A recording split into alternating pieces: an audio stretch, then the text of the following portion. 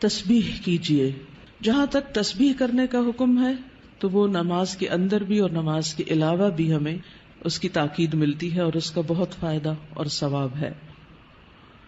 خاص طور پر غم اور پریشانی دور کرنے کے لیے اللہ سبحانہ وتعالیٰ کی تسبیح بیان کرنا بہت فائدہ دیتا ہے.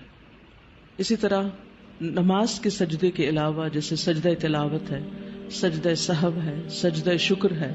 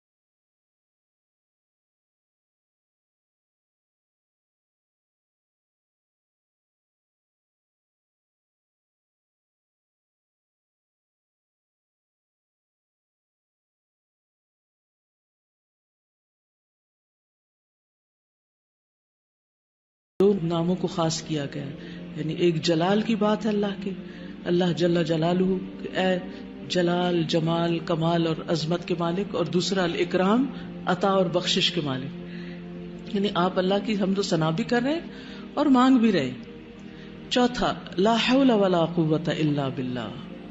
نبی صلی اللہ علیہ وسلم نے صحابہ کو اس کی بہت تاکید کی اور فرمایا کہ یہ جنت کے خزانوں میں سے ایک خزانہ ہے، اور آپ اس کو پڑھنا شروع کریں تو آپ عجیب و غریب تبدیلی اپنے اندر پائیں گے. فوضت امری الیک، کہ اللہ تیرے حوالے، تو اس کو درست کر دے. والجأت ظہری الیک، اور میں نے اپنی پشت تیری طرف پناہ کے لیے، یعنی کہ تیرے شیلٹر میں دی. رغبتا و رہبتا، رغبت رکھتے ہوئے بھی اور ڈرتے ہوئے بھی. لا ملجا ولا منجا منک الا الیک، کوئی ملجا و ماوا نہیں، کوئی ٹھکانہ نہیں، کوئی شیلٹر نہیں مگر تیرے ہی پاس.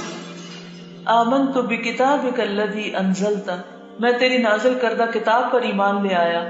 ونبیک الذی ارسلت، اور تیرے نبی مرسل کو تسلیم کر لیا. تو جو شخص یہ دعا پڑھتا ہے تو اللہ تعالیٰ اس کے لیے راستے آسان فرما دیتا ہے. آپ صلی اللہ علیہ وسلم یہ دعا پڑھ کر سوتے تو صبح بیدار ہونے پر خیر کی دعا کرتے.